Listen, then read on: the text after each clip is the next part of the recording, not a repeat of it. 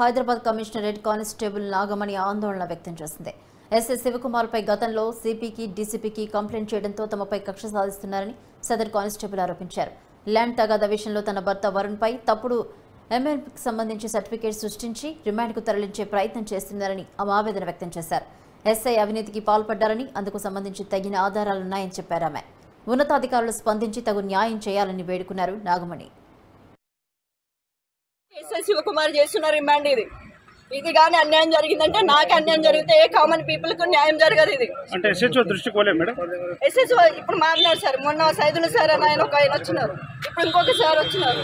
ఆయన కూడా ఈ కేసు నేను గత 8 నెలల జూలై నుంచి నేను పిఎస్ చుట్టూ తిరగడం జరిగింది. నా ఇల్లు కబ్జా జరిగింది సార్, ఫోర్జరీ జరిగిందని తిరుగుతూనే ఉన్నారు. వాళ్ళకు అక్యూజ్లకు శివకుమార్ డబ్బులు తిని వాళ్ళకి ఫేవర్ చేస్తున్నారు. వాళ్ళకి యాంటిసిపేటెడ్ బెయిల్ ఇప్పించినారు, స్టే ఆర్డర్ చేసినారు, అలాగే పక్కన పెట్టినారు. ఆ ఫైల్ ఇప్పటి వరకు ఏం జరిగింది ఎటువంటి ఇన్ఫర్మేషన్ మాకు చెప్పడు. మాత్రం ఎఫ్ఐఆర్ చేసినారు. ఎందుకు ఎక్కడ ఏం జరిగింది నేను క్లియర్ గా చెప్పినాను. సీసీ ఫుటేజ్ ఉందని తీసుకోవడం ఆయన పరిశీలించడం జరిగింది. ఇప్పుడు ఆ సీసీ ఫుటేజ్ ఎక్కడ ఉంది? నేను అది అడిగిన తర్వాత కూడా వీడియోలో ఇష్టం వచ్చినట్టు చేసుకోపని మాట్లాడడం జరిగింది. ఎస్ఐ శివకుమార్ గారు ఆ రోజు 3rd తారీఖు మా అమ్మగారు వచ్చి పిఎస్కి వచ్చినారు అన్నారు కదా, తీయండి ఆ వీడియో తీయండి. నా దగ్గర కూడా CC4 కెమెరా సీసీ ఫుటేజ్ ఉంది, నేను కూడా తీస్తాను. ఇప్పుడు అన్యాయంగా నేను నా హస్బెండ్ కట్టెలు తీసుకొని కొట్టినామని చెప్పేసి ఫేక్ MLC సర్టిఫికేట్ పెట్టి మమ్మల్ని రిమాండ్ చేయాలని చూస్తున్నారు.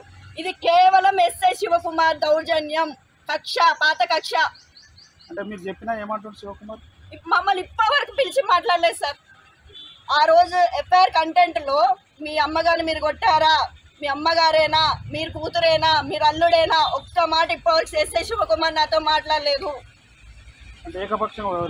ఏకపక్షంగా లాస్ట్ టైం కేసులో, ఫోర్జరీ కేసులో కూడా ఏకపక్షమే పోయింది. అక్కడ అక్యూజ్డ్ వాడు, ఇక్కడ అక్యూజ్ నేను.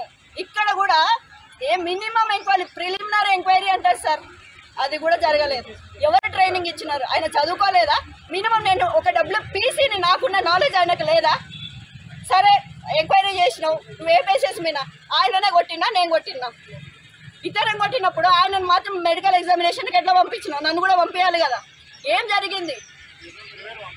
ఇదంతా అన్యాయంగా నడుస్తుంది పోలీస్ స్టేషన్లో మొత్తం.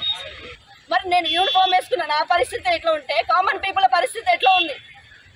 నేను ఈ కనీసం ఈ ద్వారా మీ సిపి దగ్గర పోతే నేను ప్రతిదీ క్లియర్గా మాట్లాడడానికి సిద్ధంగా ఉన్నా విత్ ఎవిడెన్స్.